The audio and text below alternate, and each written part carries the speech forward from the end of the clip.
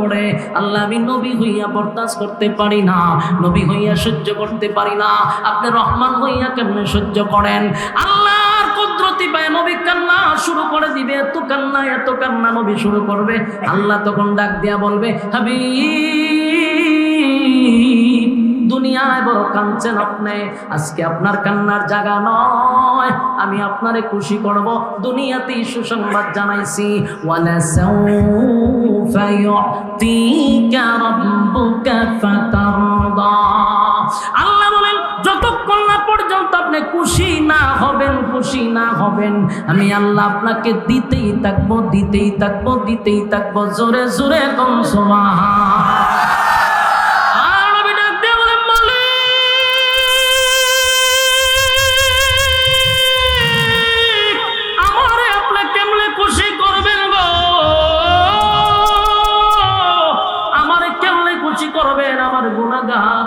যদি জাহান্নামে যায়, আমার গুনাহগার উম্মত যদি জাহান্নামের আগুনে জ্বলে, আমি নবীর আপনি খুশি করতে পারবেন না।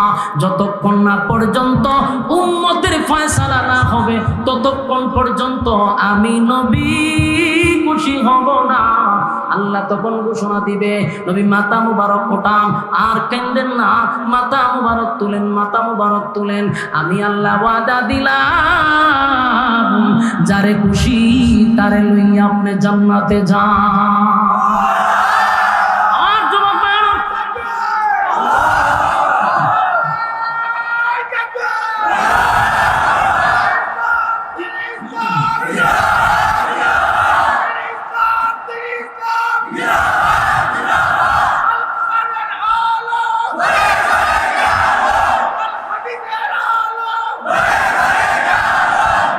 ভয়াবহ পরিস্থিতি হবে গো,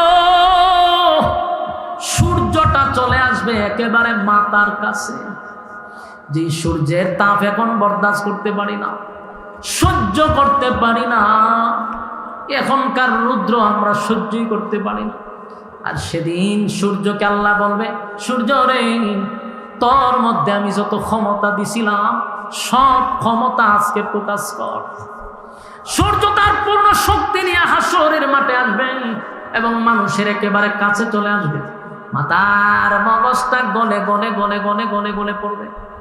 সেদিন আপনার মৃত্যু হবে না, সেদিন মৃত্যু এখন তো আমাদেরকে গুলি করলে, বুলেট মারলে মারা যায় শেষ, কিন্তু সেদিন মাথার মগজ গলে পড়বে রে, কিন্তু মৃত্যু হবে না। ভয়াবহ একটা পরিস্থিতি শুরু হবে, কেউ কারো হবে না। এই পরিস্থিতি দেখা ভয়ে আতঙ্কে মানুষ বছরের পর বছর নিচের দিকেই তাকাবে না। আম্মা জানা আয়েশা বলছিল রাসূলকে সেখান থেকে পাওয়া যায়, আল্লাহর পয়গম্বরকে বলছিল, নবী গো, হাসরের মাঠে কি সবাই উলঙ্গ থাকবে? বলো হ। আল্লাহ নবী, আমরা তো আপনার স্ত্রী নবীদের পয়গম্বর, তারাও কি উলঙ্গ থাকবে? বলে হ, সবাই। আম্মা জানা আয়েশা বলেন, আল্লাহর রাসূল, এটা তো লজ্জার ব্যাপার। আল্লাহর নবী বলেন, আয়েশা,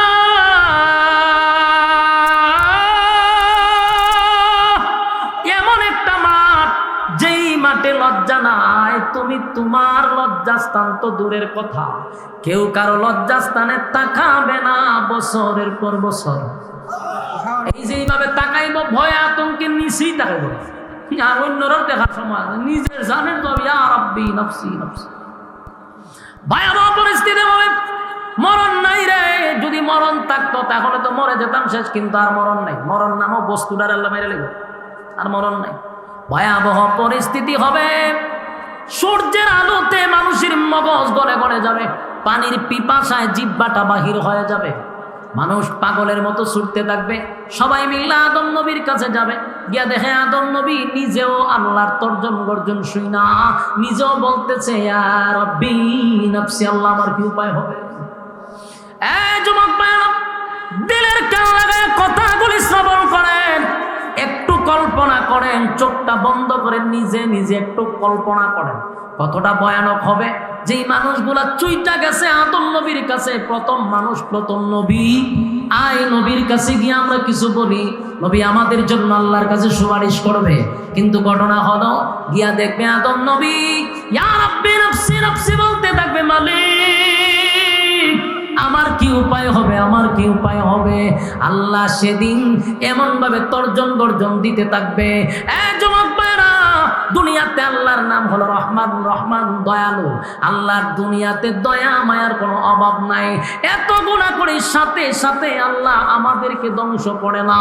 এর একটা কারণ হলো রহমান নামের গুণে, রহমান নামের গুণে আল্লাহ আমাদেরকে ধ্বংস করে না।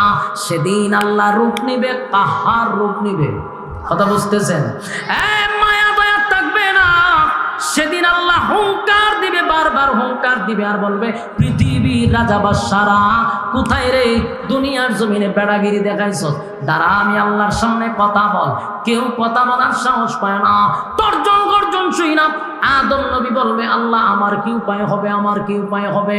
মানুষ গেছিল আদম নবীর কাছে গিয়ে দেয়, উনি নিজে আল্লাহর ভয়ে তরতর করে কাঁপতেছে, কথা বলার সাহস নাই। নূহ পয়গম্বরের কাছে গিয়া দে, উনিও চিৎকার দেয়, ইয়া রাব্বি নফসি নফসি নফসি। ইব্রাহিম খলিলুল্লাহ, আল্লাহর বন্ধু, অসংখ্য পরীক্ষায় যিনি উত্তীর্ণ, আল্লাহ যার উপরে খুশি, সেই ইব্রাহিম খলিলুল্লাহ পর্যন্ত বলবে, ইয়া রাব্বি নফসি, আল্লাহ আমার কি উপায় হবে। মূসা কালিমুল্লাহ আল্লাহর সঙ্গে কথা বলে গো। আল্লাহ যদি বলে একটা, মূসা কয় পাঁচটা, অতিরিক্ত বাড়াইয়া কথা বলে। আল্লাহর সঙ্গে তার বড় সম্পর্ক, বারবার আল্লাহর সঙ্গে কথা বলে। সেই মূসা কালিমুল্লাহ হাসরের মাঠে বলবে, ইয়া রাব্বি নফসি নফসি, আল্লাহ আমার কি উপায় হবে, আমার কি উপায় হবে। তর তর করে কাঁপতে থাকবে গোটা হাসরের ময়দান। এমন ভয়ানক অবস্থা শুরু হবে, কেউ কারো হবে না। মানুষ পাগলের মতো ছুটতে থাকবে আর দৌড়াইতে থাকবে, কার কাছে গেলে রে আজকে আমরা বিপদ থেকে উদ্ধার হব। দৌড়ায়া যায় ঈসা পয়গম্বরের কাছে। ঈসা পয়গম্বর বলে, ইয়া রাব্বি নফসি নফসি। কেউ কারো হবে না, কেউ কারো হবে না। মানুষ কারো দিকে ছুটে যায়, কেউ কারো হয় না। ইয়াউমা ইয়াফিরুল মারউ মিন আখিহি ওয়া উম্মিহি ওয়া আবি ওয়া সাহিবাতিহি ওয়া বানি। মা তার সন্তানের পরিচয় সেদিন দিবে না, বাবা তার সন্তানের পরিচয় দেয় না। বলুন এই মুসিবতের দিনে কেমনে কয় রে ফিররা সুপারিশ করব। এইভাবে যে মানুষকে ধোঁকা দিতে দিতে দিতে দিতে মরিদান বাড়াইছে, এই গাঁজাখুরগুলারে বয়কট করতে হবে। ইমান চুর, ইমান চুর, ইমান চুর, ইমান চুর। মানুষ সম্পদ হারাইলে সম্পদ পাওয়া যায়, সম্পদ যদি কেউ ডাকাতি করে পাওয়া যাবে, বেঁচে থাকলে আবার সম্পদ অর্জন করা যাবে। কিন্তু ইমান চোরেরা যদি ইমান নিয়ে যায় রে, আর বেঈমান হইয়া যদি কবরে যান, উপায় থাকবে না, উপায় থাকবে না। আমার যুবক ভাইরা, আল্লাহর কসম, আল্লাহর কসম, আল্লাহর কসম, কোন পীররা সেদিন সুপারিশ করার কোন অনুমতি পাবে দূরের কথা। আল্লাহর সামনে দাঁড়াইয়া নবীরাই কথা বলতে পারে না। শুধুমাত্র কেবলমাত্র আমার আপনার নবী, জুরে কোন সুবহান। আমার আপনার নবী, সমস্ত নবীরা যেখানে বলবে ইয়া রাব্বি নফসি, আল্লাহ আমার কি উপায় হবে গো। আমার নবী সেদিন ওই জায়গায় দাঁড়ায়া বলবে, নিজের জন্য নবীর কোনো চিন্তা নাই। নবী বলবে ইয়া রাব্বি উম্মতি। একটা জবান বন্ধ রাখবেন, আল্লাহু আকবার। আরো জোরে কোন আল্লাহু আকবার। এই ইমানের আওয়াজ দিয়ে বলেন আল্লাহু আকবার। আমার নবীর কত পাওয়ার, মালিক আমার নবীর কত পাওয়ার দিছে গো। আমার নবী সেদিন হাসরের মাঠে দাঁড়ায়া বলবে ইয়া রাব্বি উম্মতি উম্মতি উম্মতি। আল্লাহ আমার উম্মতির কি হবে, আল্লাহ আমার উম্মতির কি হবে। আল্লাহ বলে, বন্ধু কান্দেন না। নবী সেজদায় পড়ে যাবে, সেজদায় পড়িয়া চিৎকার দিয়া বলবেন, মালিক ও মালিক, আমি যা দেখলাম আমি নবী হইয়া বরদাস্ত করতে পারি না। আল্লাহ আমার গুনাহগার উম্মতের মাথার মগজ গলে গলে পড়ে গো, মাথার মগজ গলে গলে মনে পড়ে, আল্লাহ আমি নবী হইয়া বরদাস্ত করতে পারি না, নবী হইয়া সহ্য করতে পারি না, আপনি রহমান হইয়া কেমনে সহ্য করেন? আল্লাহর কুদরতি পায় নবী কান্না শুরু করে দিবে, এত কান্না নবী শুরু করবে। আল্লাহ তখন ডাক দিয়া বলবে, হাবিব দুনিয়ায় বড় কাঁদছেন আপনি, আজকে আপনার কান্নার জায়গা নয়, আমি আপনারে খুশি করব, দুনিয়াতেই সুসংবাদ জানাইছি। ওয়ালা সাউফা ইউতিকা রাব্বুকা ফাতারদা। আল্লাহ বলেন যতক্ষণ না পর্যন্ত আপনি খুশি না হবেন আমি আল্লাহ আপনাকে দিতেই থাকবো। জোরে জোরে কোন সুবহান।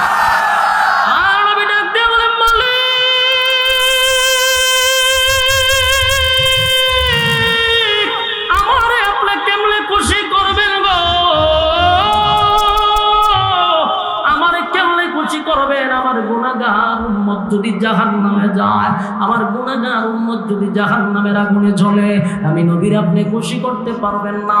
যতক্ষণ না পর্যন্ত উম্মতের ফয়সালা না হবে, ততক্ষণ পর্যন্ত আমি নবী খুশি হব না।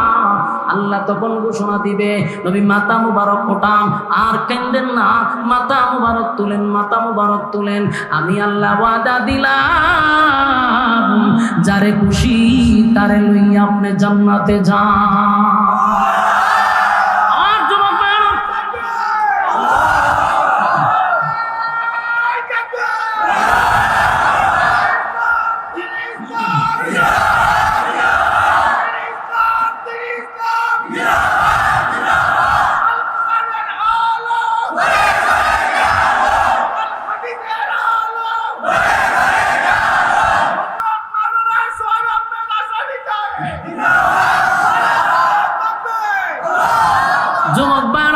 এখান থেকে আরেকটা ভুল কথা আপনাদেরকে শোনানো হয়। এই যে বললাম, আল্লাহ বলবে যারে খুশি তারে লইয়া জান্নাতে যান, এই জন্য নবী যারে খুশি তারে লইয়া জান্নাতে যাবে না, এটাও মাথায় রাখতে হবে। আল্লাহর হাবিব জান্নাতে নিবে, সুপারিশ করবে, নবীরে সেই ক্ষমতা আল্লাহ দিছে। কোন নবীরে সেই ক্ষমতা আল্লাহ দেয় নাই, কিন্তু আমার নবীরে আল্লাহ সেই ক্ষমতা দিছে। বন্ধু, আজকে সুপারিশের একমাত্র মালিকানা আমি আল্লাহ আপনার হাতে দিলাম। যুবক ভাইরা, তাই নবী সবাই রে কিন্তু ধৈরা জান্নাতে নিবে এমনটা নয় গো, এমনটা নয়।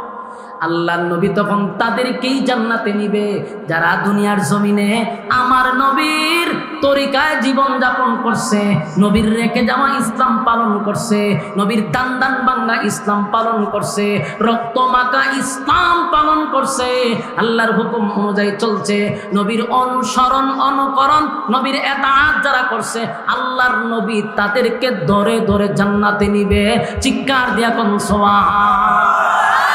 সারা জীবন নবীর সুন্নতের খবর নাই, নবীর সুন্নতের খবর নাই, মুখে কোনোদিন দাড়ি নাই, মাথায় টুপি নাই, নবীর দুরুদ নাই, নামাজ নাই, রোজা নাই, পর্দা নাই, বেপর্দায় চললেন, যেমনে মনে যায় এমনি সুদে ঘুষে ডিগবাজি মারলেন। এই সমস্ত লোকরে বুঝি আমার নবী সুপারিশ করব? কথা হয় না?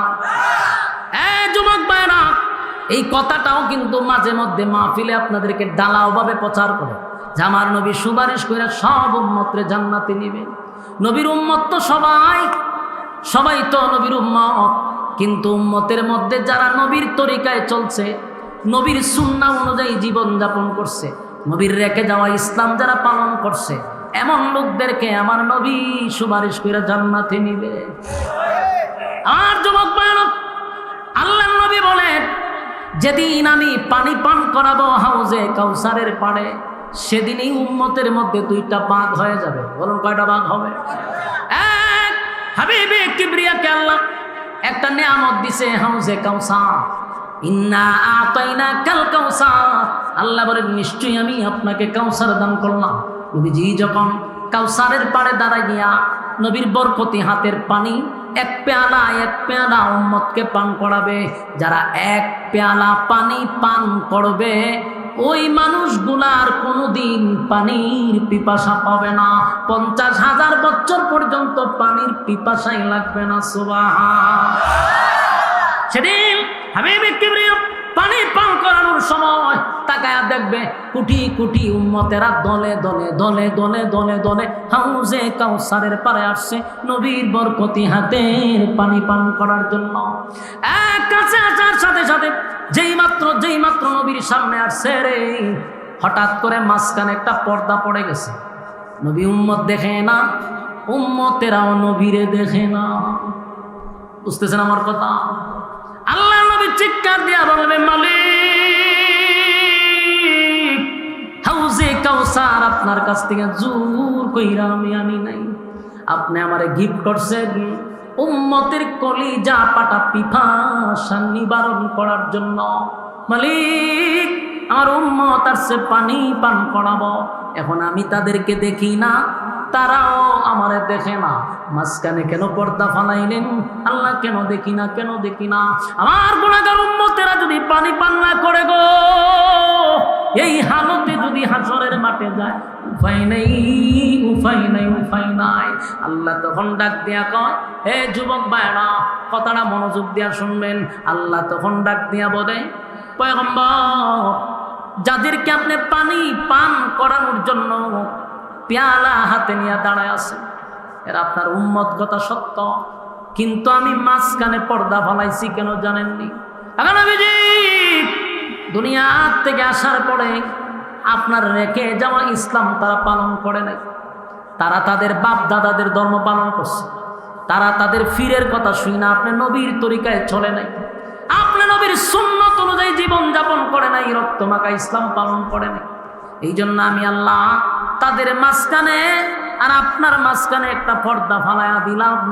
যারা আপনার এতাত করছে তারা আপনার বরকতি হাতের পানি পান করবে, যারা আপনার সুন্নাহ অনুযায়ী চলে নাই, আমি মালিকের গোলামি করে নাই, তাদের মুখে আপনার বরকতি হাতের পানি পান করতে দিব না। আমার যুবক ভাই, সেদিন নবী এতটা কষ্ট পাইব রে, পয়গম্বর চিৎকার দিয়া বলো, উম্মত, কেন রে, কোন কারণে তোরা আমার রেখে যাওয়া ইসলাম পালন করলি না? আল্লাহ নবী সেদিন কানবে আর বলবে, উম্মতেরা বল, কমপ্লিট ইসলামটা তোদের কাছে আমানত রেখে আসছিলাম। আমি নবী ইসলামের জন্য কত মার খাইলাম, কত রক্ত জড়াইলাম, উম্মত তোদের জন্য দান দান বাংলাম, রক্ত জড়াইলাম, ইসলামটারে কমপ্লিট করে তোদের কাছে আমানত রেখে আসলাম। আমার ইসলামটা তোর ভালো লাগলো না, দূর হয়ে যা, সুহকান সুহকান লিমান গায়্যারা বাদি, দূর হ, দূর হ, এমন উম্মতের আমার কোনো দরকার নেই। যুবক ভাইরা, হাসরের মাঠে যদি নবী বলে দূর হয়ে যা, বলুন গোটা হাসরের মাঠে আপনি আমার জন্য আর কে আছে? আর কেউ নাই, কেউ নাই, কেউ নাই, কেউ নাই। যে উম্মতের কান্নারি, উম্মতের দরদি নবী যদি বলে দূর হয়ে যা, দূর হয়ে যা, এমন উম্মতের আমার দরকার নাই। যে উম্মতের দান দান ভাঙ্গা ইসলাম কমপ্লিট করে রেখে আসছিলাম। আমি নবীর তরিকায় চললি না, ল্যাংটা জড়ার কথায় চলছস, আর বছরে একবার মা বাপরে গুস্ত খাওয়াইলি না, বাবার দরবারে গরু হইয়া গেছস, মন গড়া জিন্দেগি চালাইছস, এমন উম্মতের আমার দরকার নাই। দূর হয়ে যা, দূর হয়ে যা। কসম খোদা, সেদিন যদি নবী বিদায় করে দেয় গো, উপায় থাকবে না, উপায় থাকবে না, উপায় থাকবে না। হাসরের মাঠে কেউ কারো হবে না, কেউ কারো হবে না। আল্লাহ সেদিন তর্জন গর্জন দিয়া বলবে, লিমানিল মুলকুল ইয়াউম লিল্লাহিল ওয়াহিদিল কাহ্হার। এক একটা হুঙ্কার দিবে আর বলবে, হে পৃথিবীর রাজা মশাক,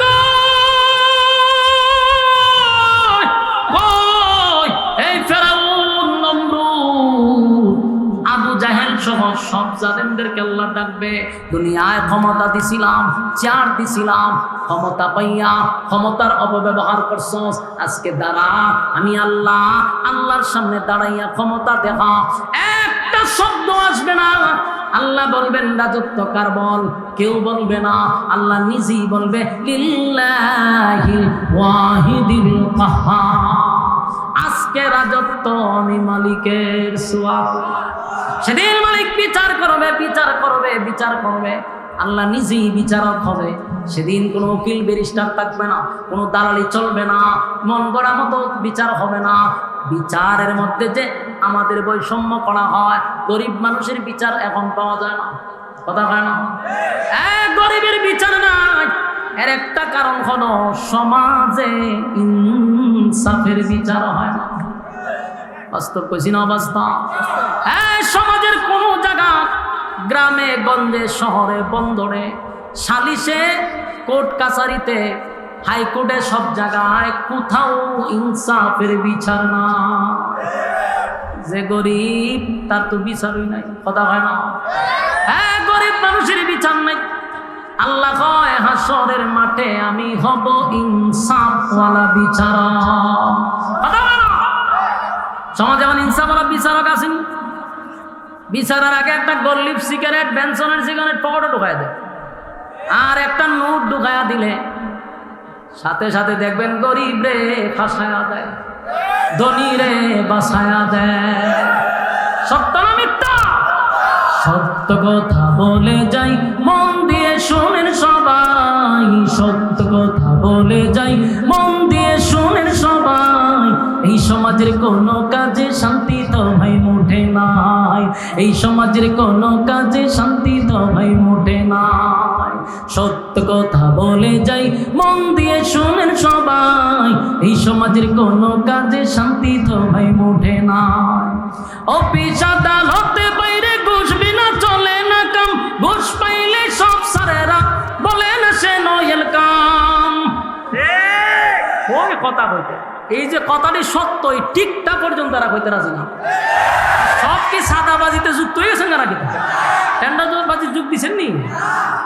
লক্ষণ তো ওই রকম যে আমরা বিরুদ্ধে দিয়ে কথা বলতেছে, আওয়াজ না দিলে বুঝুন তো এই হামলা লক্ষণ খারাপ। বাস্তব কইছি না বাস্তব?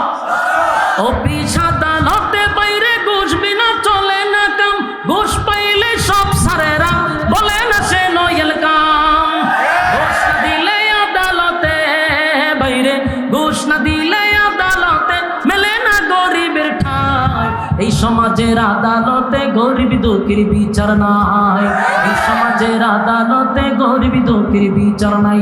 সত্য কথা বলে যাই, মন দিয়ে শোনেন সবাই, এই সমাজের আদালতে গরিব দুঃখীর বিচার নাই। বাস্তব না বাস্তব?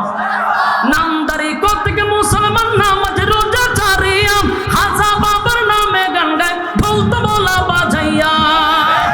নামদারি থেকে মুসলমান নামাজ রোজা ছাড়িয়া, খাজা বাবার নামে গান গায় বলতে বলা বাজাইয়া। আরে গাঞ্জার কুলকে টান মারিয়া, আবার গাঞ্জার কুলকে টান মারিয়া খাজা বাবার সামনে গায়।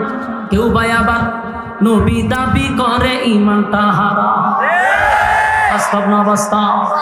কেউ ভাই আবার নবী দাবি করে ইমানটা হারায়। সত্য কথা বলে যাই, মন দিয়ে শুনেন সবাই, এই সমাজের কোনো কাজে শান্তি তো ভাই কোথাও নাই। বাস্তব কইছি না বাস্তব? আর যুবক ভাইরা, গ্রামে গঞ্জে শহরে বন্দরে সবটা জায়গায় এখন দুর্নীতি হচ্ছে। বিচার নাই, বিচার নাই, বিচার নাই। ভালো মানুষটারে দোষী বানাইয়া সাইডের দেওয়ালের ভিতরে বন্দি করে, নির্দোষ মানুষটারে বন্দি করলো, দোষী মানুষটারে চার দেওয়ালের বাহির করলো। বাস্তব না বাস্তব? আল্লাহ বলেন সেদিন আমি ইনসাফের বিচার করব। যেদিন আমি ইনসাফের বিচার করব, শুনে রাখ, দুনিয়ার সমস্ত বেইনসাফি বিচারক ধরা পড়বি। ধরা পড়বেন নি? কেউ বাঁচার সুযোগ আছে? সব কিছু, সমস্ত কিছুর যা আকাম কুকাম, দিনের কাম রাত্রের কাম করছি, সব কিছুর হিসাব আল্লাহর সামনে দিতে হবে, এতে কোনো সন্দেহ আছে? পাই পাই পাই করে আল্লাহর সামনে হিসাব দিতে হবে, বাঁচার কোনো সুযোগ নাই। বলুন হিসাব দিতেই বা বিশ্বাস কারা কারা করেন? হাত তুলে দেখান। লিল্লাহে তাকবীর, লিল্লাহে তাকবীর। আল্লাহ সবাইকে কথাগুলির উপরে বলনেওয়ালা শুননেওয়ালা উভয়কে সহি সহি আমল করার তৌফিক দান করুক, সকলে বলে আমিন। সম্মানিত সুধী, আমরা যে কথাগুলি শুনছি এটার উপরে আমল করলে এখানেই যথেষ্ট, এর চেয়ে বেশি লাগে না। আল্লাহ আমাদের সবাইকে বলনেওয়ালা শুননেওয়ালা উভয়কে সহি আমল করার তৌফিক দান করুক। সম্মানিত সুধী, দুরূদ শরীফ পড়েন। আল্লাহুম্মা সাল্লি আলা, না এটা নাই, এটা নাই, হুজুর এটি করেন না, আমি হুজুর মানুষ এখানে আজেরা ফালতু কথা বোঝার চেষ্টা করেন। আপনারা যেটা আবদার করছেন এটা জঘন্যতম, এটা নিয়ে টল হচ্ছে। ওই সাথী সাহেবের বন্ধু বিচার গেছে, আপনারা কেন আমার এই কালার করতেছেন, এগুলো সমস্যা আমার না করছে যে আজান টাজান দেওয়ার নেই। আমি বয়ানের পরে দেই আজান, অথবা বয়ানের পরে শ্রোতাদের আবদার রক্ষার্থে দুই একটা কলি শোনায় অথবা গজল শোনায়, এটা কিন্তু বয়ানের পুরাটাই বাহিরে। কিন্তু ইডি যখন যায় ফেসবুকে ইউটিউবে, তো কিছু সমালোচ মার্কা কিছু হুজুর আছে না, সারাদিন খাম খাজ নাই তো ইমামতি করে, আর তো কোনো খাম না, ভাত খাইয়া মানুষের বাড়ি টিফিন বাড়ি খায় খাইয়া ফেট একটা লাউর মতো বানাইছে, গইরাই আর হয় এটা আজান দেখে রে, গজল খায় রে, ওয়াজ করতে গেছে, কমেন্ট লিখে দিয়েছে, ওরে বাইরে এটা তো ওয়াজের অংশ না, এটা তো ওয়াজের পরে, তোর কেটে ঘুমানা। এই লেখতে লেখতে আমার এখন বানাইছে এবার সারা তো লোকের মুয়াজ্জিন সাহেব। তা আমার একটা কপাল খারাপ রে ভাই, আমি জীবনে এখন আর মুয়াজ্জিনই করতে পারলাম না। মুয়াজ্জিনের গলা থাকবো হাসরের মাঠে সর্বোচ্চ জায়গায়। আমি আমার জীবনের শুরু যখন আমি মাদ্রাসায় পড়ি, তখন আমি খতিবগিরি করছি, ইমামতি করছি, এরপরে পড়ালেখা করছি। কথা বুঝতেছে? কিন্তু আমি মুয়াজ্জিন করতে পারছি না, কিন্তু আমার বানাইছে মুয়াজ্জিন। কারা বানাইছে? আমাদের মতো কিছু মৌলবীরা সমালোচনা করে। তোদের সমালোচনা কি আইলো আর গেল, শ্রোতায় শুনতে চায়, আমি কিতা করতাম, দুই একটা করে শুনাইলে এটা নিয়ে সমালোচনা। অথচ আমি যতক্ষণ বয়ান করি, এই মৌলবী এতক্ষণ বয়ান শুনে না। আল্লাহ আমাদেরকে সমস্ত ফিতনার থেকে হেফাজত করে পাবেন। বয়ান শুনাইছি লম্বা সময়, এখন আর আমার এই কষ্টটা দিয়েন না, আমরা মোনাজাতে যাবো ইনশাআল্লাহ। মোনাজাত করা কেউ আছে? মোনাজাত করবেন?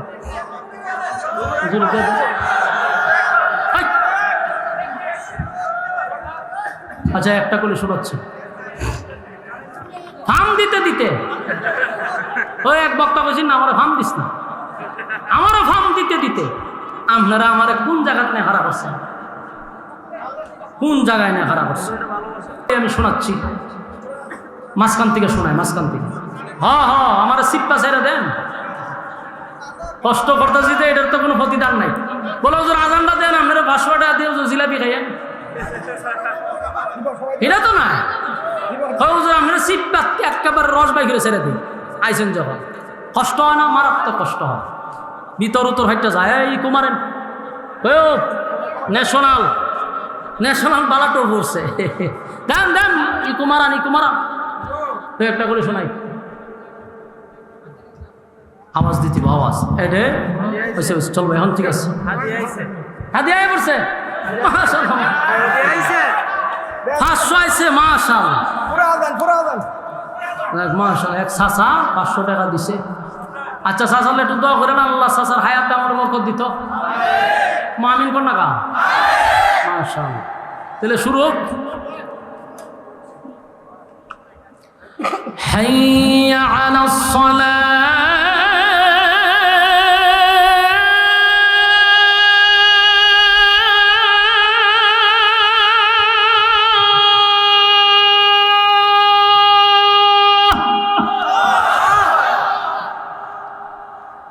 حي على الصلاة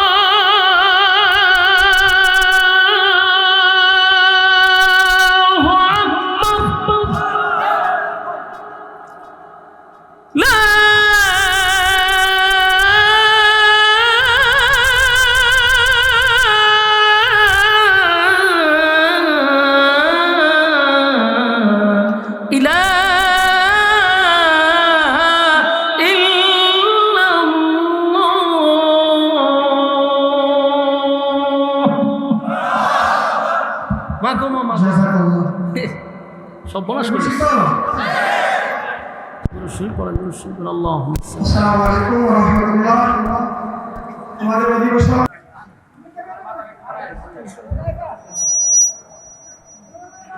الحمد لله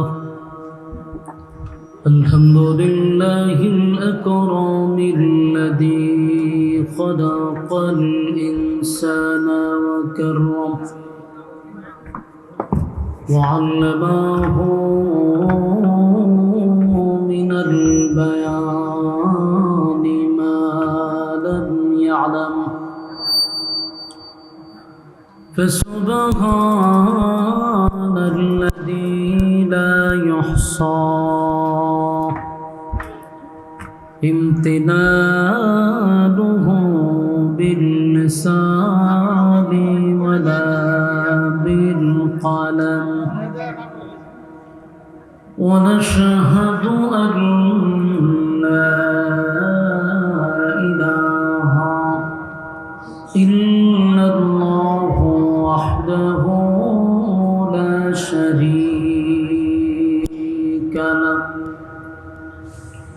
وأشهد أن سيدنا وسندنا وحبيبنا ومولانا محمدا عبد الله ورسوله أرسله بالحق بشيرا ونذيرا وداعيا إلى الله بإذنه وسراجا منيرا أما بعد فأعوذ بالله من الشيطان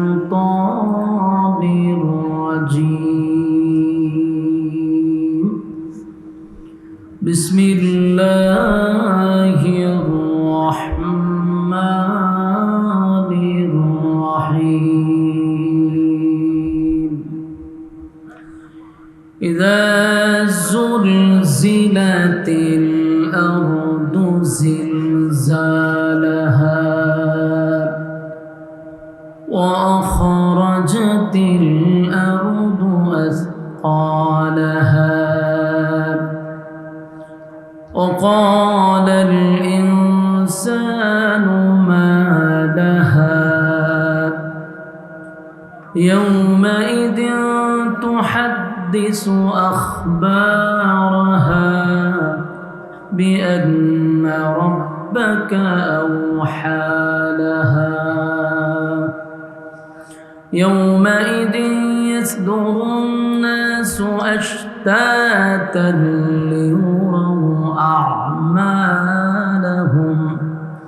فمن يعمل مثقال ذرة خيرا يره ومن يعمل مثقال ذرة شرا يره صدق الله العظيم درود الشريف قولي اللهم صل على محمد وعلى آل محمد كما صليت على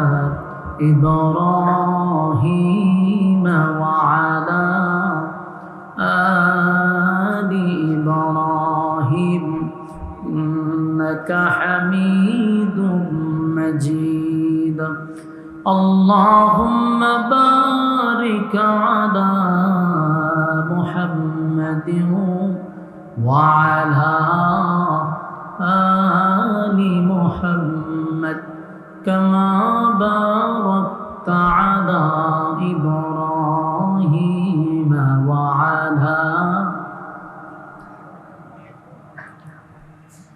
إنك حميد مجيد ذکر باطل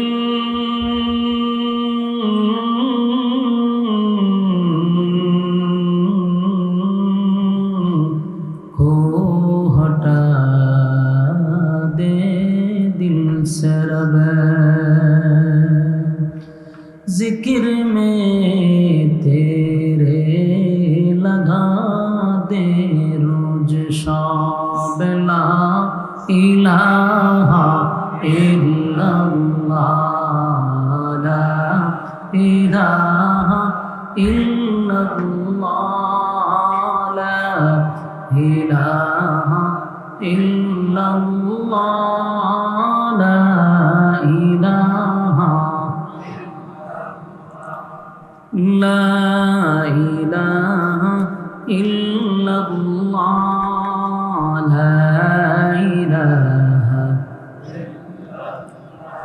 لا إله إلا الله محمد رسول الله صلى الله عليه وسلم الحمد لله বাজেশ্বরা উত্তর পূর্বপাড়া মহল্লাবাসীর উদ্যোগে আয়োজিত ইসলামী মহাসম্মেলনের সম্মানিত সভাপতি হজরত মাওলানা মুফতি লুৎফুর রহমান সাহেব আজকের মাহফিলে আলোচনা করেছেন আমার অত্যন্ত মহব্বতের স্নেহের বড় ভাই হজরত মাওলানা জয়নাল আবেদিন জগৎ সারি সাহেব নায়েবে মুহতামিম রওজাতুল উলুম আদর্শ ইসলামী মাদ্রাসা সুলতানপুর। ওয়াজ করেছেন হজরত মাওলানা মুফতি নাজমুল হাসান বিন আবদুল্লাহ সাহেব, হজরত মাওলানা নজরুল ইসলাম সাহেব, দীঘার অতিথিবৃন্দ, মুআজ্জাজ মুকাররম হজরত উলামায়ে কেরাম, উপস্থিত নওজোয়ান তরুণ যুবক ভাইরা, মুরব্বিয়ান আযম, আওয়াজ যতটুকু দূরে যায় অবস্থানরত পর্দানিশী মা ও বোনেরা, সকলকে আমার অন্তরন্তস্থল থেকে জ্ঞাপন করছি মোবারক। সবটুকুন শুকরিয়া আল্লাহ সুবহান মহিয়ান গড়িয়ান সর্বশক্তিমান আল্লাহ পাকের জন্য, যে রব্বে করিম আমাদেরকে মুসলমানের এক ক্লান্তি লগ্নে ফিতনা ফাসাদের যুগে দুনিয়ার সমস্ত ফিতনার থেকে হেফাজত করে দ্বীনি এক মজলিসে আলেমদের সহবতে আসার এবং বসার তৌফিকটুকু রব্বে করিম আমাদেরকে সুস্থ অবস্থায় দিয়েছেন। শুকরিয়া আদায় করছি আলহামদুলিল্লাহ। লক্ষ কোটি দুরুদ এবং সালাম আল্লাহর সৃষ্টির প্রধান আকর্ষণ জনাবে মুহাম্মদুর রাসূলুল্লাহ সাল্লাল্লাহু আলাইহি ওয়াসাল্লামের উপর।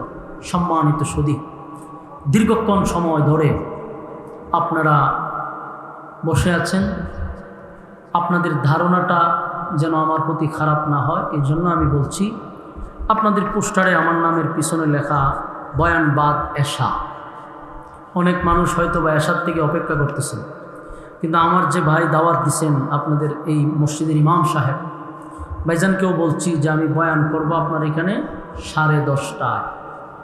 উনি ভুলে দিছেন না, যারা পোস্টার করছে তারা নাকি ভুল করছে, দিছে বাদ এশা। যাই হোক, এরপরে ভাইজান বলছে 10টার ভিতরে আসতেই হবে।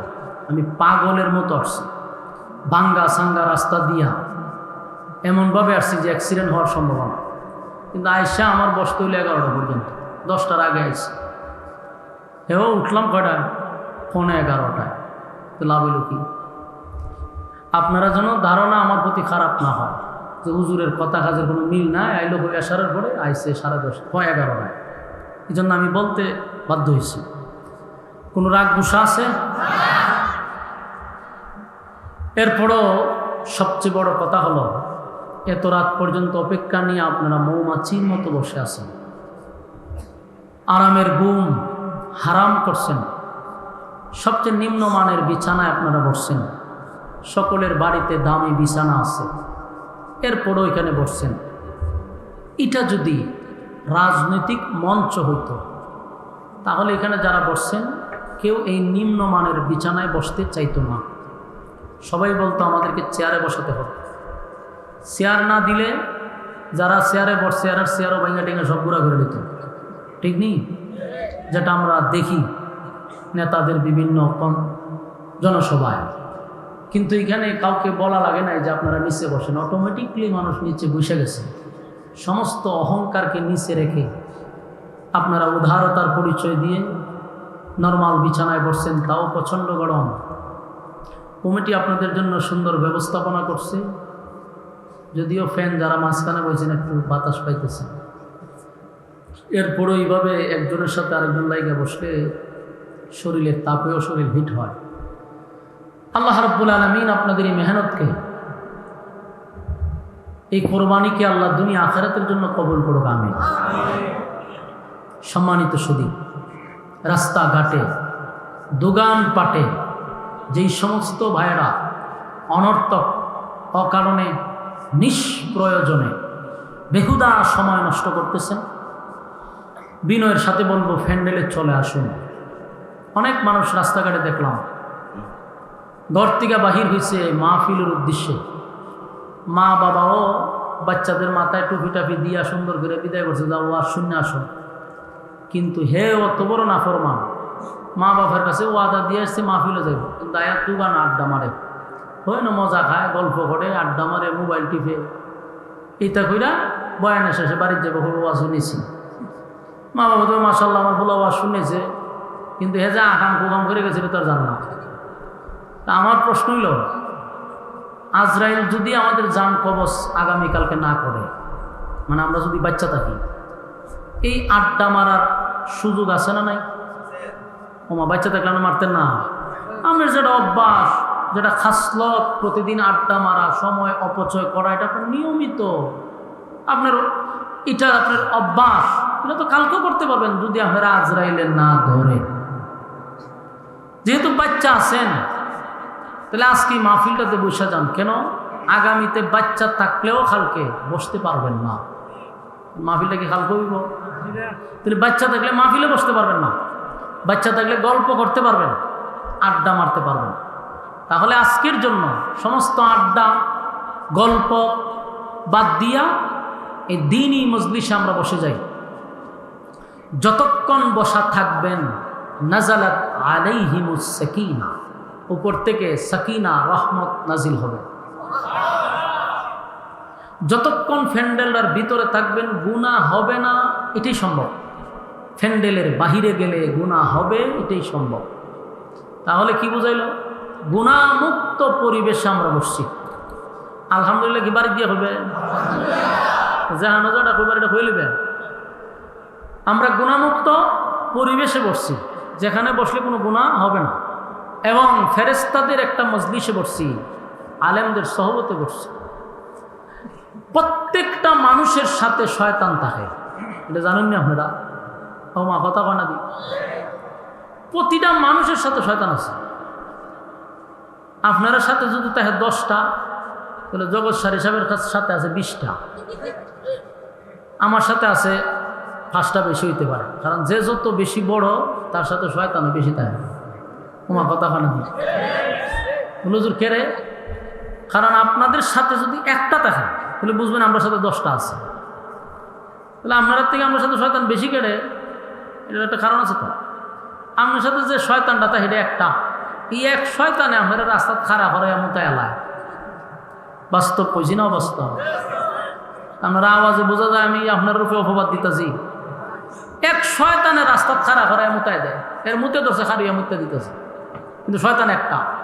হুজুরের সাথে যে 20টা আছে, অথবা জগৎ সারি সাহেবের কাছে ধরেন 20টা শয়তানি আছে, আরো 100টা যোগ করলো ওনারা খারাপ হরে মুতাইতে পারবো? তখন বুঝছেন নি কেরা আপনার সাথে কম তাই, আমার সাথে বেশি তাই। 1000 শয়তান মিললেও একজন আলেমটা খারাপ হরে মুতানো সম্ভব না, যদিও বেশি তাই, কিন্তু পারে না। আর তাকে আপনার সাথে একটা, কিন্তু না ছায় আলায়। বাস্তব বললাম না বাস্তব? এই জন্য এখানে যে বসছেন, শয়তান প্রত্যেকের সাথে আছে, কিন্তু এখানে যে বসছেন এমন শয়তান লিখেছে এই মজলিসে তো শয়তান বসতে পারবে না। দ্বীনি মজলিসে শয়তান বসতে পারে না। তাহলে আপনার সাথে যে শয়তানটা ডেকে গেছে গা, কথা হয় না? গেছে না? গেছে না, আছে। কই আছে জানেন? প্যান্ডেলের বাইরে। প্যান্ডেলের বাইরে চতুর্দিক দিয়ে আপনার দিকে চাইয়া রয়েছে, কারণ সে তো আপনার খান্ত থাকে। আপনার তুই আছে দাঁড়ায় রয়েছে, আর মুডেও ভালো লাগতেছে না। ভালো লাগতেছে, শয়তানের মন খুব খারাপ যে আমি 24 ঘন্টা আর গারো সোয়ার করি, আমারে তুই এমন একটা মজলিসে বসছে, এটার ভিতরে ঢুকতে পারি না, বইতে পারি না। এই জন্য প্যান্ডেলের বাইরে সব শতানকে খারাপ। এই জন্য যারা প্যান্ডেলের বাইরে যায়, এটির ফিকা পর ফিরে লায়। কথা বুঝতেছে? আপনারা তো বর করতে পারতেছেন না। তো প্যান্ডেলের বাইরে যেটি যায় এর খান্দ তো যেটা আছে এটা আছে, আপনার খান্দে আমার খান্দে সব গিয়ার খান্দ বয়। তখন দেখবেন হেউ দুদি লড়ে শয়তানের লারা সারা কইরা দেখবেন প্যান্ডেলের বাইরে লয়ে গেছে। এই জন্য প্যান্ডেলের বাইরে যদি কেউ যায় আর আপনারা এখন উঠেন তাহলে বুঝবেন সমস্যা আছে। এই যে প্যান্ডেলের বাইরে যে দাঁড়ায় রয়েছে শয়তান এ ছায়া দেহে, আমি যে কইছি কিছু আছে দাঁড়ায় যে রয়েছে, তখন আমরা শৈল তোর বর করতে পারতেছে না। অনেক খাসটা কি তা এখান থেকে রিমোটে আপনারা কন্ট্রোল করে, আপনার দিলের সাথে কালেকশন না, এখান থেকে কন্ট্রোল করতেছে, ভিতরে ওসুয়াশা তৈরি করতেছে যে ওঠ খালি নেওয়া শুরু এনে করছে, ওঠ একটা টান দিয়াই। যারা টানের অভ্যাস ভিতরে এটা দেখায় আয় একটা টান দিয়ে আয় বলবো জুড়ে, তাহলে শুরু এনে করছে। আর যারা চা খাইবার অভ্যাস এরা হেডায় টানাইব, পানের অভ্যাস পানে টানবো। বুঝবেন যখনই ভিতরে আপনার এগুলা চলতেছে বুঝবেন যে আপনার উপরে বর করার সম্ভাবনা আছে। যে উঠবেন বর করে নিছে কথা হয় না। এখন আপনারা যে ঠিক কইছেন যদি কেউ প্যান্ডেল দিয়ে উঠেন তো মানছে আপনার পাশে থাকবে যে বর করে নিছে কথা হয় না।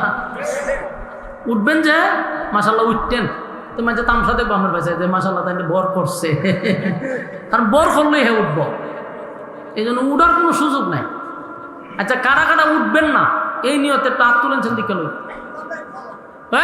আমি কিন্তু সব দেখি একটা আট টাটা মাটা তুলেন, যারা তুলতো না বুঝমের উপরে বর করে নিছে হাত তুলেন বলে ইনশাআল্লাহ মোনাজাত পর্যন্ত আমরা যাওয়া যাবি নাই ইনশাআল্লাহ ওয়াদা।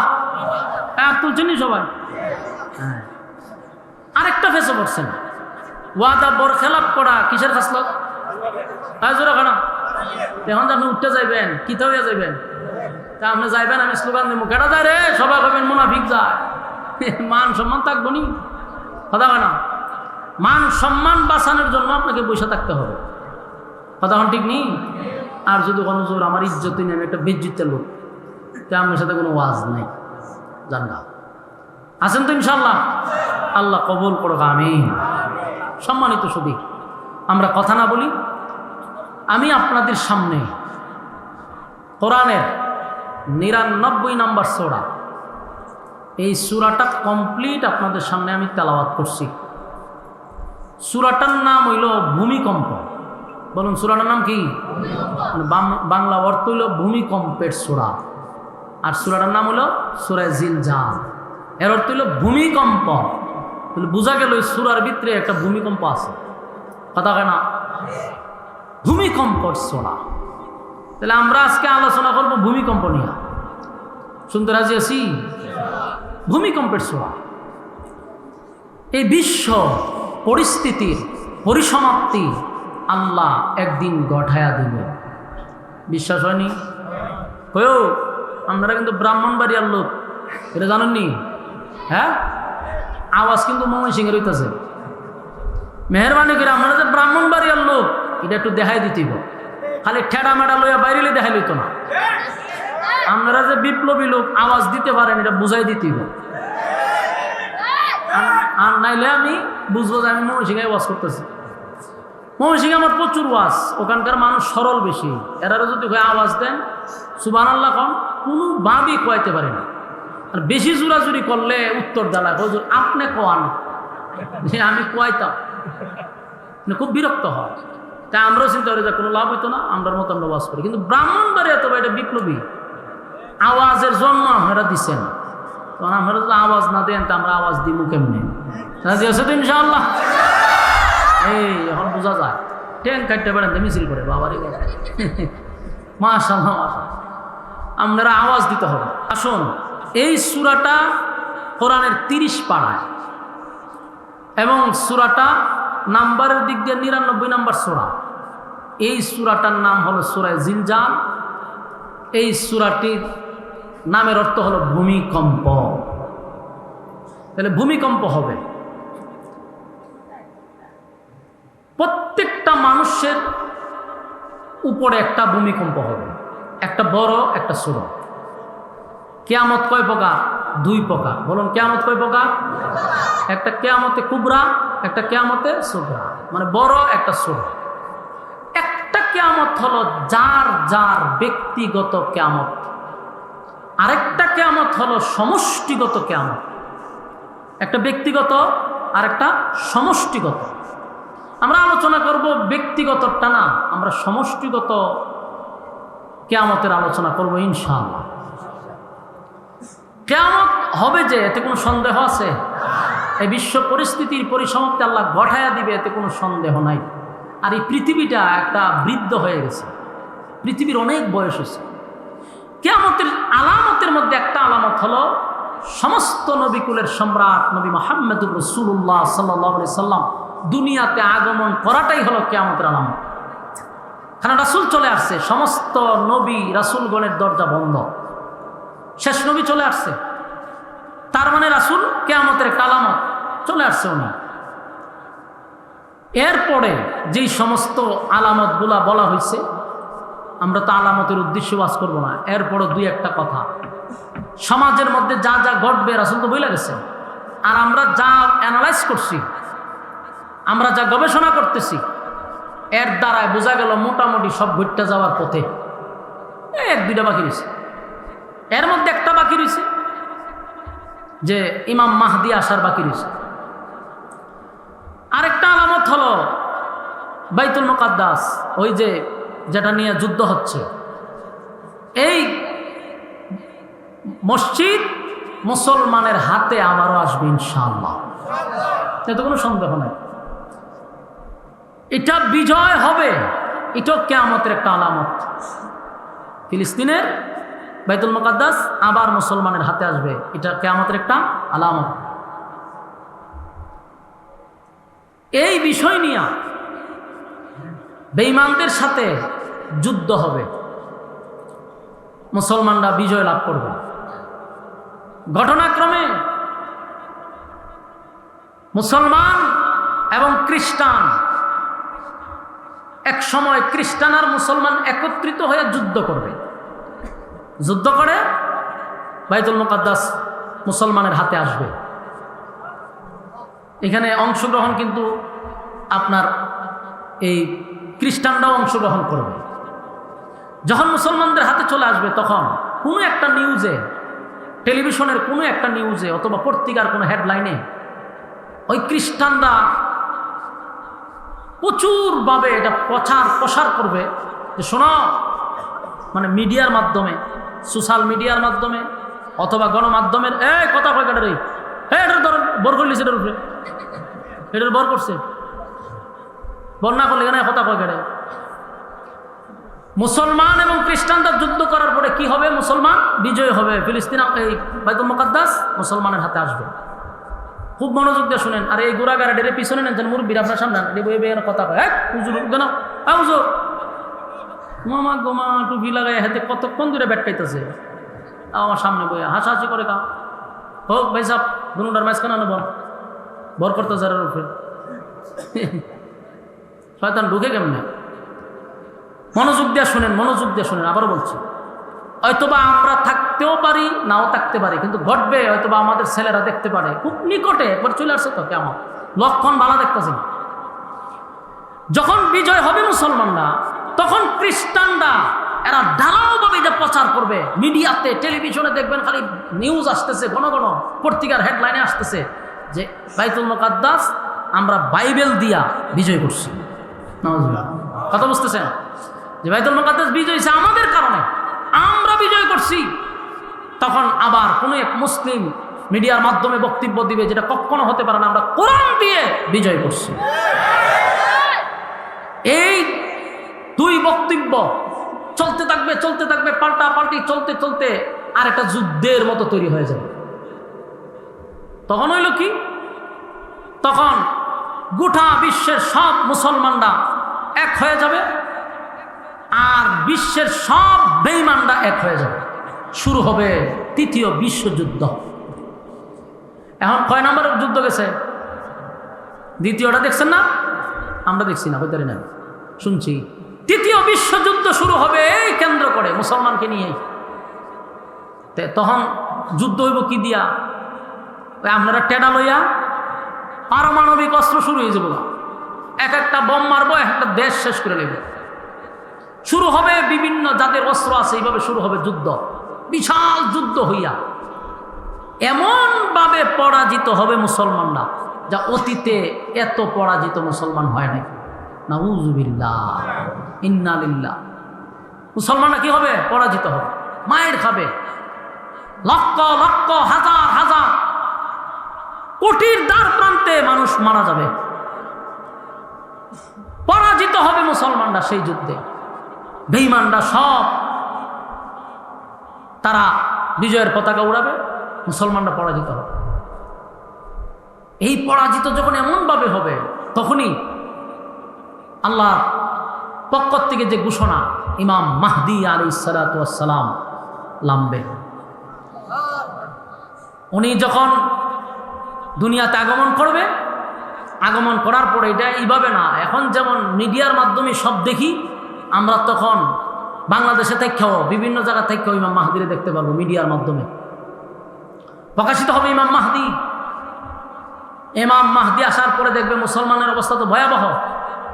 ইমাম মাহদী আলাইহিস সালাতু ওয়াস সালাম উনি আসার পরে তখন উনি একটা ভাষণ দিবে জাতির উদ্দেশ্যে, সেটাও হয়তো বা সোশ্যাল মিডিয়ার মাধ্যমেই হবে।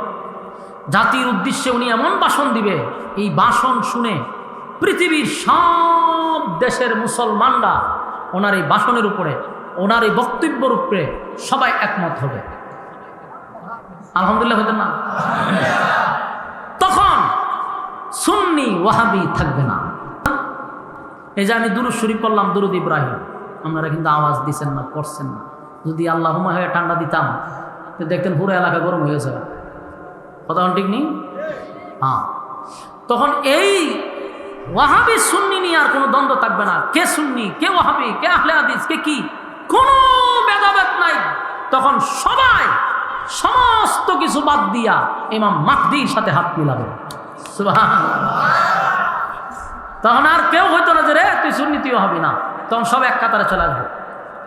ইমাম মাহদী আলাইহিস সালাতু ওয়াস সালাম উনি সারা বিশ্বের মানুষ এই ভাষণ শুনে সবাই ওনার সাথে একমত হবে। উনি আসার পরে একটা বাহিনী গঠন করবে, সেই বাহিনী গঠন করে যুদ্ধের প্রশিক্ষণ দিবে, অস্ত্র চালানোর প্রশিক্ষণ দিবে। তখন তার তরবারি দিয়ে যুদ্ধ হইতো না, এখনকার তরবারি যুদ্ধের দিন আছে, এখন সব উফরে দিয়ে মারে। প্রেক্ষাপট অনুযায়ী যুদ্ধ চলবে। তখন ট্রেনিং দিবে, বিভিন্ন দেশের মুসলমানরা এক হয়ে যাবে।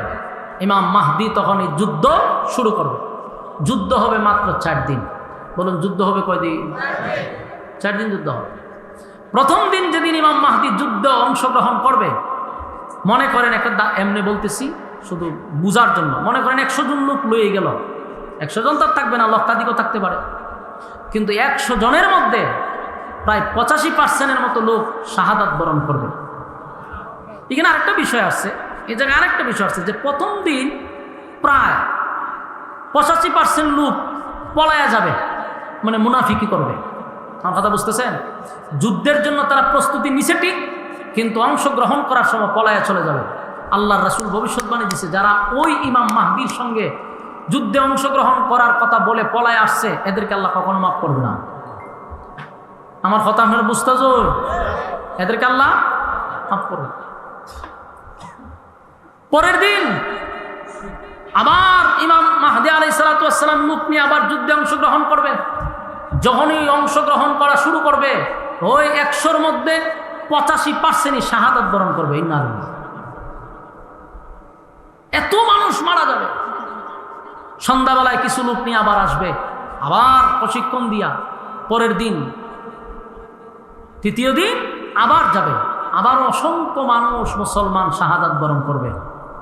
যারা শাহাদাত বরণ করতেছে, আল্লাহর রাসূল এটাও বলে গেছে, ইমাম মাহদীর সঙ্গে যারা যুদ্ধে অংশগ্রহণ করে শাহাদাত বরণ করবে, তাদের শাহাদাতের মর্যাদা বদরের মর্যাদা দেওয়া হবে। সুবহানাল্লাহ, কি শরম করে বইতে? শাহাদাতের মর্যাদা দেওয়া হবে। তৃতীয় দিন অনেক মানুষ মারা গেল। চতুর্থ দিন একেবারে লোক খুব কম। এই কম সংখ্যক লইয়া আবার যুদ্ধ শুরু করছে। কার সাথে জানেন? গোটা বিশ্বের সাথে, সমস্ত পৃথিবীর সব বেঈমানদের সাথে যুদ্ধ শুরু হয়েছে। এখন এক আমেরিকার ঠেলা আমরা সহ্য করতে পারি না। কথা হয় না? আমেরিকার ঠেলা সহ্য করতে পারি না। এক আমেরিকার সাথে বিশ্বের কেউ লাগতে চায় না। আর সেই সময় ইমাম মাহদির নেতৃত্বে গোটা পৃথিবীর সব বেঈমান, রাশিয়া বলেন, এরপরে আমেরিকা বলেন, চীন জাপান বলেন, ভারত বলেন, সব বেঈমানরা একজোটে মুসলমানদেরকে শেষ করার জন্য যুদ্ধ শুরু করবে। কিন্তু চতুর্থ দিন মুসলমান মারা যাবে যাবে যাবে, যাইতে যাইতে শেষ পর্যন্ত আল্লাহ তাআলা মুসলমানদেরকে বিজয় দিবে। সুবহানাল্লাহ। সারা পৃথিবীর সব জায়গায় বিজয়ের পতাকা উঠতে থাকবে। সুবহানাল্লাহ।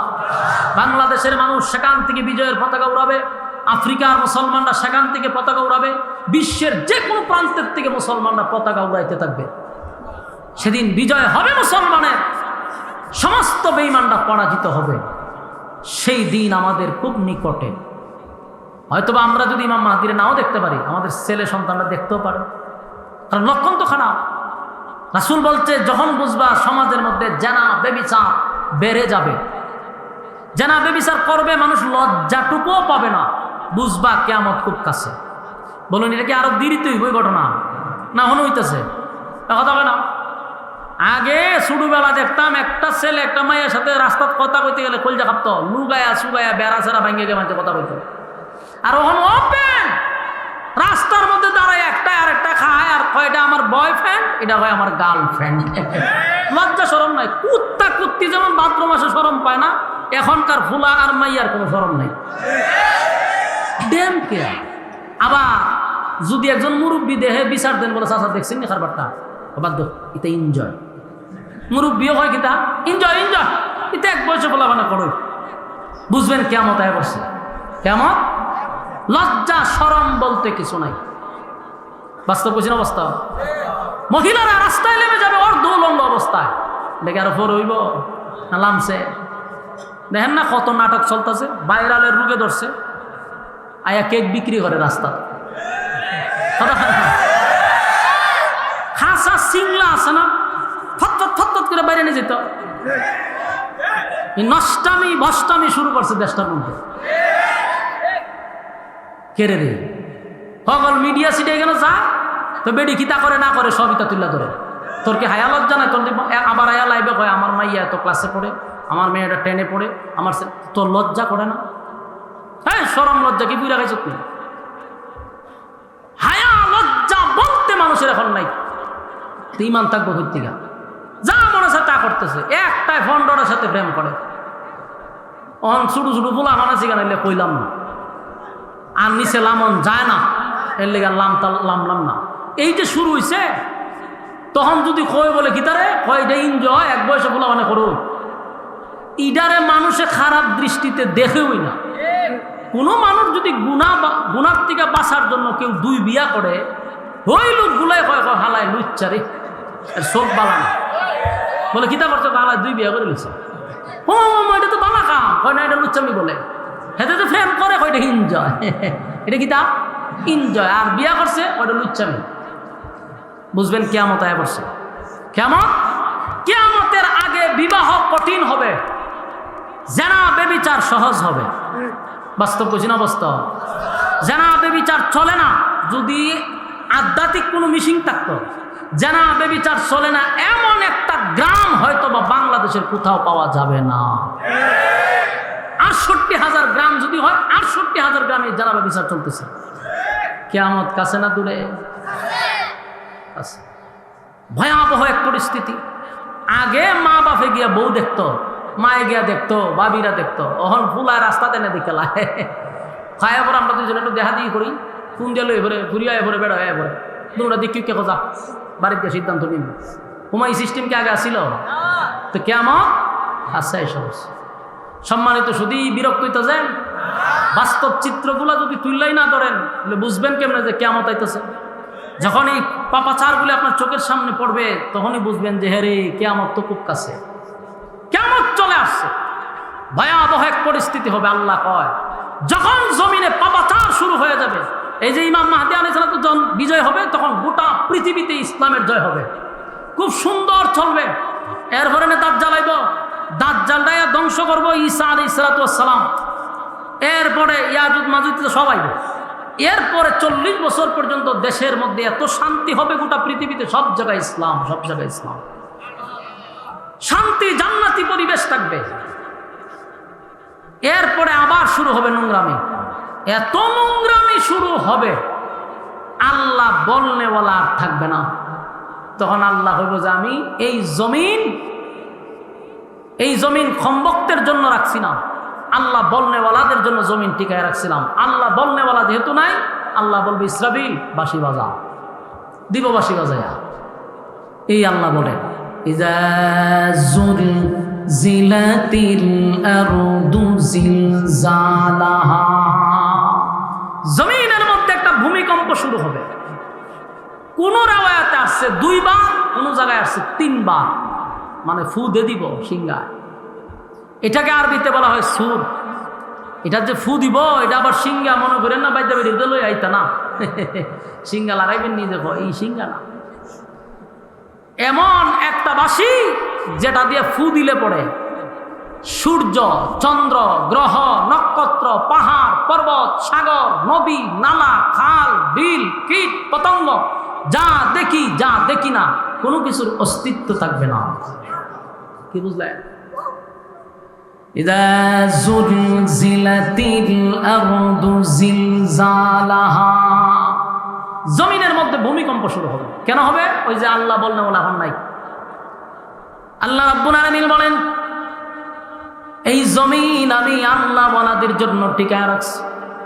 যতদিন এই জমিনে আল্লাহ বলনেওয়ালা থাকবে, ততদিন জমিন থাকবে। কথা না, কতদিন থাকবো? কিন্তু ওটা দূর টিকা শ্বাস টানে না, ঘটনা কি না?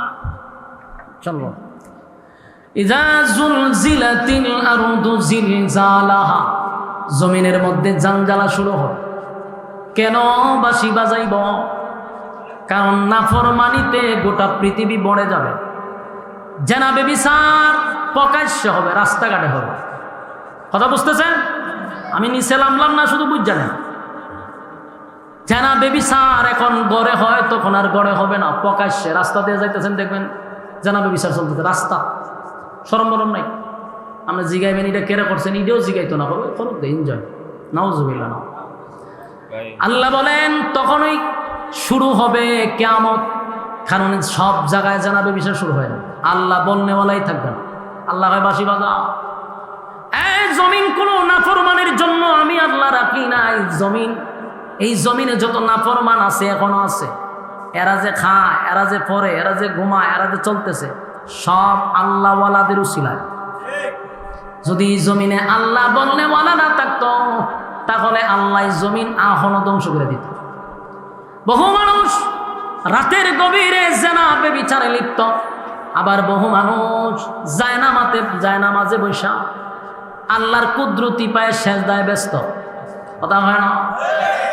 এই জমিন শুধু টিকে আছে আল্লাহ ওয়ালাদের জন্য। তুমি জেনা করো, অন্যদিকে অনেক মানুষ গভীর রজনীতে আরামের ঘুম হারাম করে, পানি দিয়ে উজু করে, অথবা ঠান্ডা পানি দিয়ে উজু করে, জায়নামাতে দাঁড়ায় গেছে, মুসল্লায় দাঁড়াইয়া আল্লাহর কুদরতি পায়ে সেজদা দিতেছে। এই সেজদার কারণে, চোখের পানির কারণে আল্লাহ জমিন টিকায় রাখছে। যেদিন এই জমিনে আল্লাহ বলনেওয়ালা থাকবে না, আল্লাহ বলেন ইসরাফিল সিংহায় বাঁশি বাজা। ইসরাফিল আলাইহিস সালাতু ওয়াস সালাম যখন বাঁশি বাজায়া দিবে রে, এটা যখন বাঁশি বাজতে থাকবে, সাধারণ কোনো বিকট শব্দ না। এটা যত সময় যাবে বিকট থেকে বিকট, বিকট থেকে বিকট হইতেই থাকবে। এত বিকট হবে, প্রথম মানুষ চিন্তা করবে আওয়াজ কোথা থেকে আসতেছে। আওয়াজ যত সময় যাবে এত বিকট, এত বিকট, এই আওয়াজে মানুষ মাতাল হয়ে যাবে। বিকট থেকে বিকট হতে থাকবে, মানুষ, সব প্রাণী জগৎ কেউ বেঁচে থাকবে না, সব মারা যাবে, আওয়াজের সুরে মরে যাবো সব। এত বিকট থেকে বিকট আওয়াজ হবে। যত সময় যাবে এটা বন্ধ হবে না, আরো বাড়বে, আরো বাড়বে। একটা সময় আসমানের যত তারকা আছে, সূর্য আছে, চন্দ্র আছে, সূর্য কত বড় জানেন? এই পৃথিবীর থেকে 13 লক্ষ গুণ বড় হইল সূর্য। সুবহানাল্লাহ আসেনি? এই পৃথিবীর থেকে 13 লক্ষ গুণ বড় যদি সূর্য হয় রে, আমি জানতে চাই সূর্যটা যদি পড়ে এই জমিন তুকায় খাওয়া যাব, এটা কি 1 গুণ বড় না 13 লক্ষ গুণ বড়? কথা বলা। আমি আপনারা বলি, একটা মাছি যদি কেন বসাতে আমি নিফলেট দিয়ে ঘুরে দিলাম, এটা তুকায় খাওয়া যা? অথবা একটা টাকের নিচে যদি একটা মশা পড়ে, এটা আর পাইবে অস্তিত্ব পাইবে? ঠিক তেমনি ভাবে সূর্যটা পৃথিবীর থেকে 13 লক্ষ গুণ বড়। এই সূর্যটা ভেঙে টুকরা টুকরা হইয়া জমিনে পড়বে, জমিনের অস্তিত্ব থাকবে না, জালজালা শুরু হয়ে যাবে। আমার যুবক ভাইয়েরা, শুধু তাই নয়, আসমানের তারকা আরো বড়। সূর্যটা যেমন 13 লক্ষ গুণ বড়, এই সূর্য থেকে এক একটা তারকা আরো কোটি কোটি গুণ বড়। সুবহানাল্লাহ। আসমানের মধ্যে গ্যালাক্সি আছে, এক একটা গ্যালাক্সি এত বড় এত বড়, এরকম কয়েক হাজার তারকারে চুইসা এটা ভালায়া দেয়। সুবহান। একটা তারকা সূর্যের থেকে আরো কোটি গুণ বড়, আর এরকম অসংখ্য তারকা গ্যালাক্সির ভিতরে ঢুকলে এটা চুইসা ভালায়া দেয়। সুবহানাল্লাহ। সব গুণা ভেঙে টুকরা টুকরা হয়ে জমিনে পড়ে, পাহাড় পর্বত সব শেষ। আটলান্টিক মহাসাগর, প্রশান্ত সাগর, ভারত সাগর, আরব সাগর, যত সাগর আছে রে, সব সাগরের মধ্যে আগুন ধরে যাবে, ভয়াবহ পরিস্থিতি শুরু হবে। আল্লাহ বলেন, ইজা জুলজিলাতিল আরদু জিলজালাহা। প্রথম যখন বাঁশি ফু দিবে, তখন জমিনের মধ্যে একটা ঝাঁকুনি শুরু হবে, আওয়াজ বিকট থেকে বিকট হবে প্রথম। এরপর আল্লাহ বলেন, আখরাজাতিল আরদু আসকালাহা। জমিনের ভিতরে যা কিছু ছিল, জমিনের ভিতরে যা আছে, গুপ্তধন, স্বর্ণ মুদ্রা, এমনকি হীরা মণিমুক্তা, সব জমিন উগলায়া দিবে। যেমন মানুষ বমি করে, ঠিক তেমনি ভাবে জমিনও সব তার ভিতর থেকে বাহির করে দিবে। মানুষ তাকায়া দেখবে, মানুষকে দেখানো হবে জমিন দিয়ে উগলায়া দিছে, জমিনের ভিতর থেকে সব আল্লাহ বাহির করে দিবে। যারা চুরি করলো, ডাকাতি করলো সম্পদের জন্য, এই হীরামণি মুক্তা স্বর্ণ সহ সম্পদ গুলা যখন বাহির হবে, অনেক মানুষ যারা চুরি করছে, ডাকাতি করছে, চাঁদাবাজি করছে, টেন্ডারবাজি করছে, তারা বলবে, হায় হায়, এই সম্পদের জন্য আমি মানুষ খুন করছি, এই সম্পদের জন্য আমি আপন ভাইকে খুন করছি, এই সম্পদের জন্য আমার আত্মীয়র সঙ্গে আমি যুদ্ধ করছি, আমি আমার আত্মীয়র হক নষ্ট করছি। আজকে সম্পদ আমার সামনে জমিন বাহির করে দিচ্ছে। আল্লাহ বলেন, আখরাজাতিল আরদু আসকালাহা। জমিনের ভিতর থেকে সব বাহির হইতে থাকবে।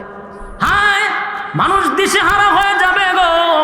হায় হায়, মানুষের সামনে এগুলা যখন বাহির হবে, আল্লাহ বলেন, ওয়াকালাল ইনসানু মা লাহা।